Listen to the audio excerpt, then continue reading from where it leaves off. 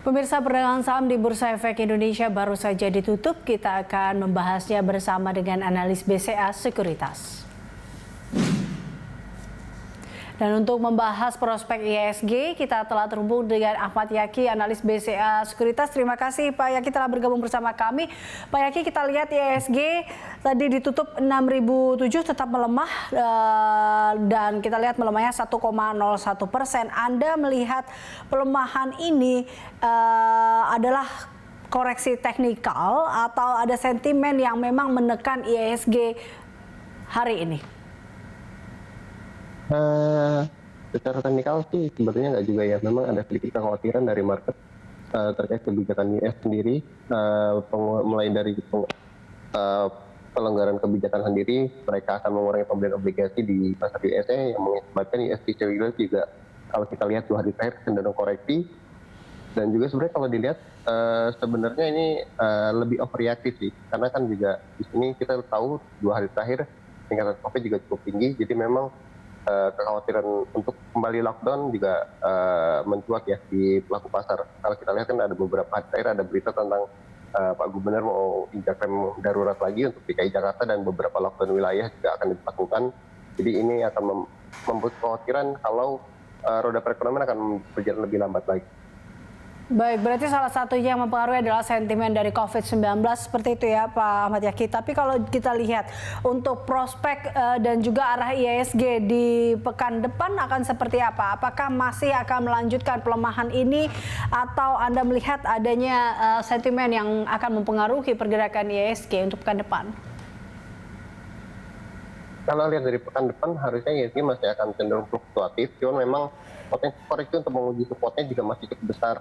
Support di area 5860 sampai 5915 cenderung menjadi potensi yang harus diuji dulu untuk IHSG di weekly-nya ya. Kalau dilihat harian memang masih cenderung ada potensi untuk technical rebound sih, cuman area 5960 sampai 6000 harusnya bisa untuk menjadi penahan IHSG. Dan kalau kita lihat juga candle hari ini hammernya juga cukup bagus, masih bertahan di atas moving average 20 harian. Masih menarik untuk trading harian sih sebenarnya untuk IHSG. Cuman memang weekly-nya masih ada potensi untuk menguji supportnya di 5860, 5915. Oke, berarti ada kemungkinan pekan depan IHSG masih meninggalkan 6.000 ya, seperti itu ya Pak Ahmad Yaki?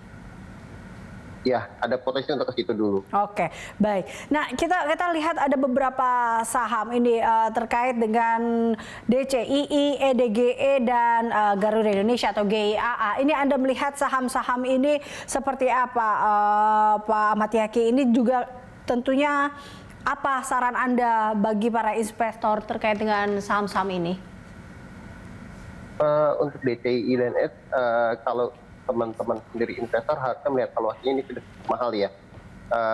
Kalau kita lihat ini bahkan lebih mahal daripada multiple teknologi, walaupun memang kita lihat ada beberapa hari terakhir ada crossing di pasar nego untuk terkait saham Edge sendiri. Dan ada berita Pak juga masuk ke DCII. Jadi memang secara news ini masih dikendalikan oleh news, cuman harus teman-teman perhatikan adalah sebelum investor perhatian adalah volumenya cukup tepi dan ini sangat tipis volumenya. Jadi kenaikan penurunannya masih bisa sangat signifikan, bisa saja dari arah menjadi ARB dan kebalikannya. Jadi saran saya sih ini untuk trading jangka pendek menarik, tapi untuk investasi valuasinya udah overvalue sih menurut saya.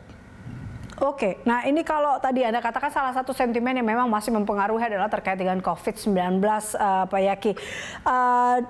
Anda lihat adakah potensi aksi jual yang agresif karena sentimen ini? Bagaimana menurut Anda? Sebenarnya kalau dilihat aksi jualnya harusnya tadi seperti saya bilang ya, mungkin agak overreaktif dari domestik sendiri, karena kalau kita lihat flow dari asing masih, walaupun SL nggak terlalu besar ya, dan ini juga asing masih memilih untuk melihat berita yang berada di pasar. Yang paling banyak dijual adalah untuk minggu ini kita lihat Bank BRI, karena memang aksi korporasi dari perusahaan yang mau right issue kemungkinan nanti di sekitar bulan Juli baru RUPS, jadi memang ini yang menjadi pertimbangan investor dan trader bahwa harganya nanti mau di berapa, karena memang banyak yang sudah membuat analisa simpel bahwa harga realistisnya akan di bawah 4.000 dan ini membuat harga BRI makin tertekan.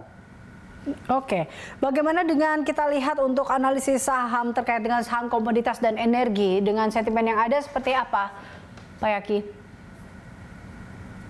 Untuk komoditas dan energi harusnya bagus ya, karena kalau cuman yang harus diperhatikan adalah yang menarik dari sektornya adalah minyak dan gas. Ini harusnya potensinya masih cenderung bullish untuk minggu depan. Cuman kalau untuk sektor batubara sendiri, menurut saya sini sudah overbought, jadi udah jenuh beli, jadi harusnya ada potensi untuk profit taking karena memang kita lihat sudah rally dalam 2 minggu terakhir.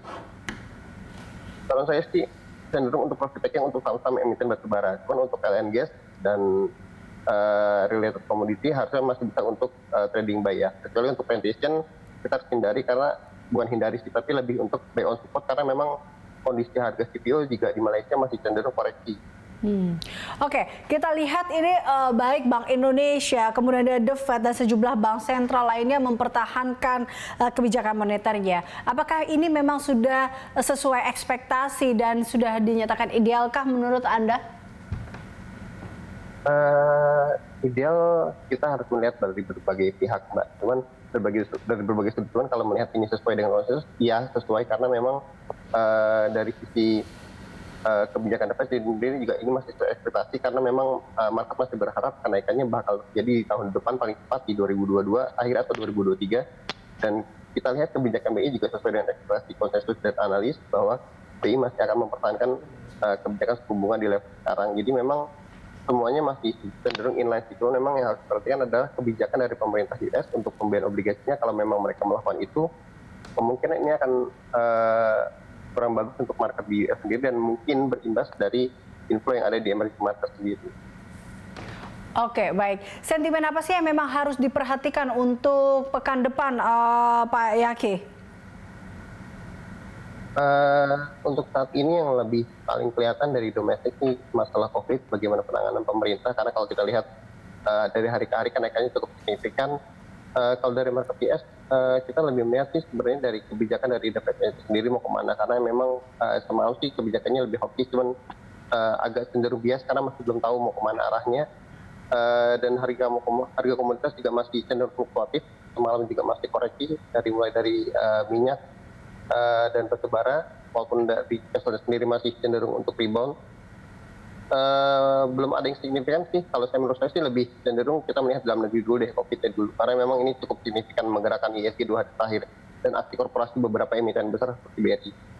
Baik, terakhir Pak Yaki, tentunya prediksi ISG di hari Senin dan juga rekomendasi dari Anda. Hari Senin ISG menurut kami dari berita sekuritas cenderung masih akan bermain di level 5890, rendahnya dengan resisten terdekat di 60 sampai 64.3 dan 6120 untuk tertingginya. Rekomendasi ini masih cenderung di saham-saham seperti BCA, Multipolar, MLPL, dan juga bisa melihat di small bank seperti Bank Agro, itu juga masih bisa untuk perhatian.